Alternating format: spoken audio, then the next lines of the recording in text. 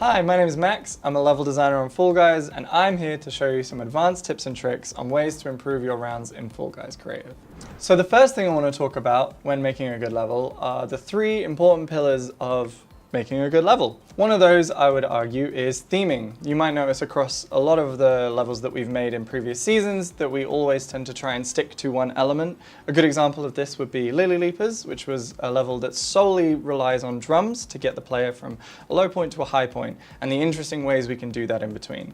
When it comes to your rounds, try and make sure you focus on a small subset of obstacles to better portray your idea. It's much better to have a round that will consist of maybe just hammers and pendulums than to have every obstacle under the sun.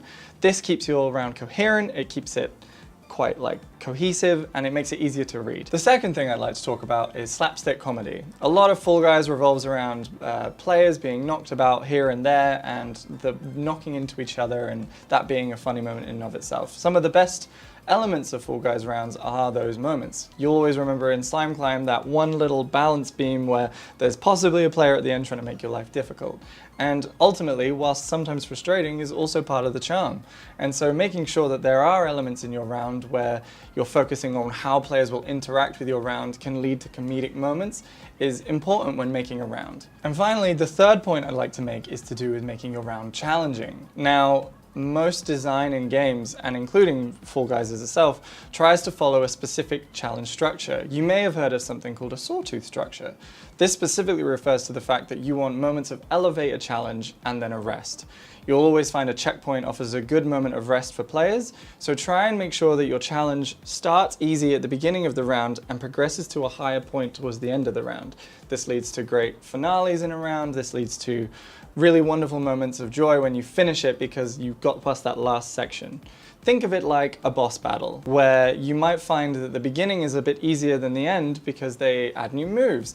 In this instance, look at your round as a series of challenges to overcome, and the greater the challenge, the better the payoff. So to continue on from this, I'm going to walk you through some key tools that will make building rounds in Creative a lot easier for you. So let's jump into a round that I've already built. Now, as you can see here, I've put multiple balance beams with some pendulums overlaying it to make a nice challenge for players walking along. If I want to make changes to these balance beams, it's going to be quite complicated and time consuming, and I don't really want to be doing that. So what we're going to do is we're going to go to our tools menu and we're going to activate multi-select.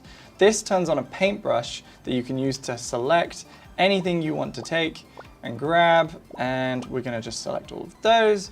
And now I have the opportunity to copy them, move them around as I want, and go from there. Now, in doing so, I'm no longer going to have to try and remake this. I'm no longer going to need to create this from scratch in any capacity. I'm just able to move this around freely, copy some new ones, and build off of that.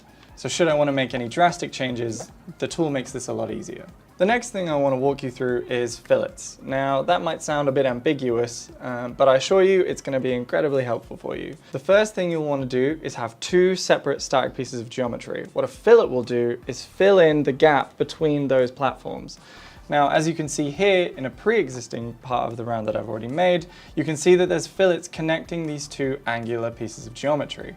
Now, to create that, it's actually already done for you. I have over here two pieces of geometry copied directly from this section. And as you can see, there's nothing connecting them and they're at the same angle. Now, if I wanted to change the angle of these and have them connect, there might be a little gap and that can be quite frustrating. Fortunately, Creative will sort that for you. If I select this object and make sure it's rotated at the correct angle and I bring it in, you'll notice it will automatically create a wedge/fillet that you will need to connect your platforms together. This ensures that when a player is running across the geometry, they won't get any little collision clips and make sure that they run across it smoothly. So the next thing I would like to cover is round information. This is important for adding a bit of flavor to your rounds, giving it a name, a description, but more importantly, setting the player count. So to do that, we're going to go to our pause menu. We're going to press the edit button, which will be different depending on whether you're using a controller or keyboard and mouse. And this is where we can change the name of our round, the description, and the player count. I've obviously just named mine Max's Gauntlet, and I've also added a very simple description. Now you can obviously name your round whatever you want within reason, and a description just to give it a bit of flavor and explain what you're trying to do. The player count, however, is important because that will set the maximum amount of players your round can allow. Do bear in mind when you're building your round out that this is important if you're going to make a smaller round with, say, 20 players compared to a 40-player round. it's much easier to make a round for a smaller subset of players because you're using less geometry. So you want to make sure you take into consideration with your design what the player count will be. And the last thing I want to go over is my personal tips and tricks and unique ways to use some of the geometry and obstacles you have available to you in a round. So the first tip I'm going to give you is about this really lovely platform that you have here. It only costs 15 on your budget, and it's a really nice large piece of geometry that you can use to create some distance, and you can use it in a myriad of ways. I here, for instance, have it flipped upside down so that players have to go over the platform whilst also dodging some hammers. And that's quite cheap on your budget. But what I've actually done later on is use the same thing and made this wonderful tunnel. Now I also have a cannon lined up behind it to fire boulders so that players not only have to avoid the holes, but also have to try and get out of the way of the flying boulders. Something that's interesting to note is you can take a lot of the obstacles and geometry that we give you and turn them around, rotate them, flip them around in different ways that you might not expect. For example, here I've used this one platform in two different sections, but in different ways. One's a platform with hammers on it, the other's a tunnel with boulders firing at you. You can use a lot of the stuff we make to create a myriad of things within Fall Guys Creative. Following on from that, I've actually taken these turnstiles and put them on their side to create sort of like a trap door, which isn't something we've necessarily done before in Fall Guys. Now, when a player comes to this point, they'll reach a wall and something to fall down. This not only creates sort of a blind jump where players might not know what's coming up next, but it also helps them set up for the next section.